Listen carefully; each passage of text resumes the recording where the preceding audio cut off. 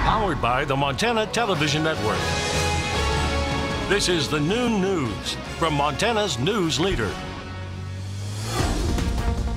Good afternoon, and thanks so much for joining us here on this Monday afternoon on the Statewide Noon News. I'm Samantha Sullivan. President Donald Trump will be landing in the Treasure State for the third time this coming Thursday, rallying support for his presidency by bolstering support of Republican candidates in the upcoming November election. 21 months into his presidency, the president is giving his performance high marks when speaking with 60 Minutes last night. Nicole Killian has more on the president's interview from the White House. President Trump and the First Lady departed for Florida and Georgia this morning to assess the hurricane damage. On 60 Minutes last night, the president did not deny climate change, but would not concede it's making storms more destructive. But what about the scientists who say it's worse than ever? You'd have to show me the scientists, because they have a very big political agenda. The president touched on a wide range of issues with Leslie Stahl during his first 60 Minutes interview since taking office. He says he has a good relationship with Defense Secretary James Mattis. Is he going to leave? Well, I don't know. He hasn't told me that. I have a very good relationship with him. It could be that he is. I think he's sort of a Democrat, if you want to know the truth. A Pentagon spokesman issued this statement in response to the president's remarks. Secretary Mattis is laser focused on doing his job, ensuring the U.S. military remains the most lethal force on the planet. The president also rejected reports that his administration is in turmoil. It's so false. It's fake news. On North Korea, the president called the progress he's made with dictator Kim Jong-un a great achievement. Look at the horrible threats that were made. No more threats. No more threats. The president defended how he spoke about Dr. Christine Blasey Ford, who accused Supreme Court Justice Brett Kavanaugh of sexual assault. How did you get home? I don't remember. How'd you get there? I don't remember. The president said if he didn't make that speech, he would not have won. Nicole Killian, CBS News, the White House.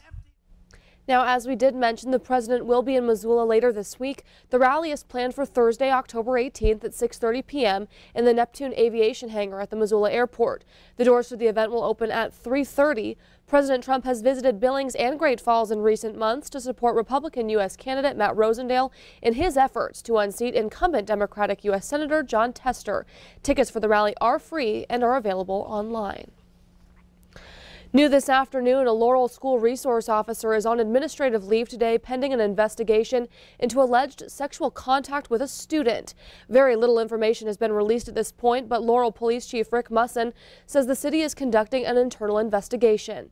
Musson says Laurel Mayor Tom Nelson has asked the city administrator to lead the investigation. We've reached out to the superintendent of Laurel Schools but have not received a call back.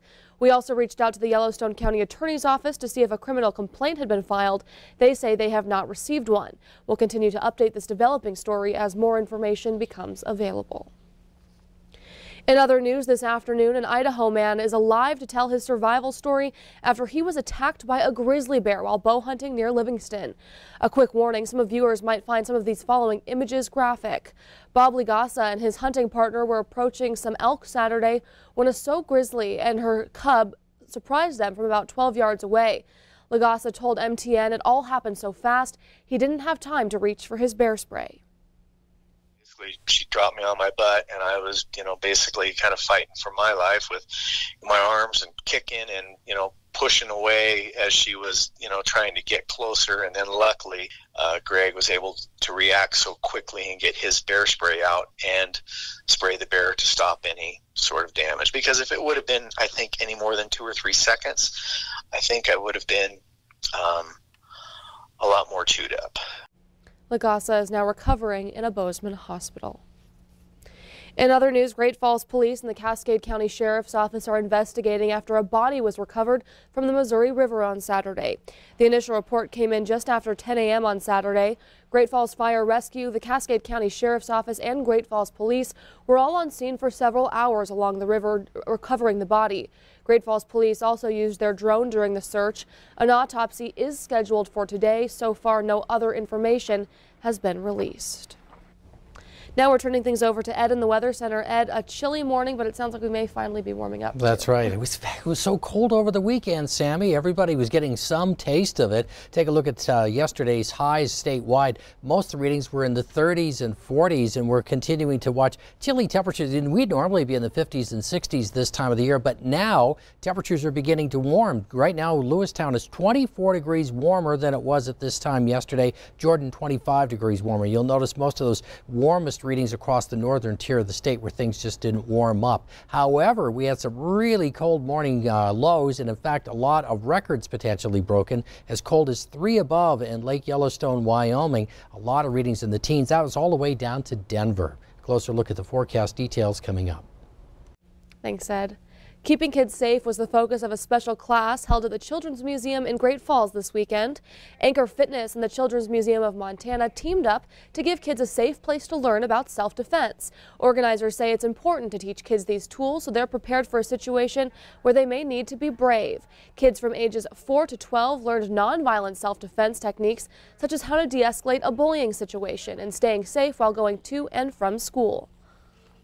We're also giving them some skills as to how to get out of like a single arm grab. If they were to grab your arm, what you could do to get away from that, and how you should, react. Because when you've never been through it, and hopefully none of them will ever have to go through it, it's just something that needs to be reiterated over and over as to what you should do in those situations.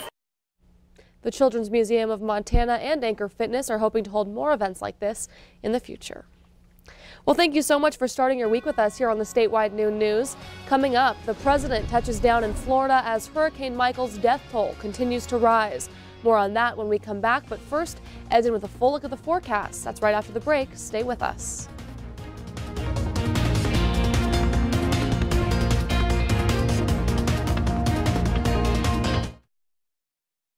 You're watching MTN News with Samantha Sullivan. Storm Tracker weather with Ed McIntosh, and farm and ranch news from the Northern Ag Network. This is the noon news on Q2, Montana's news leader.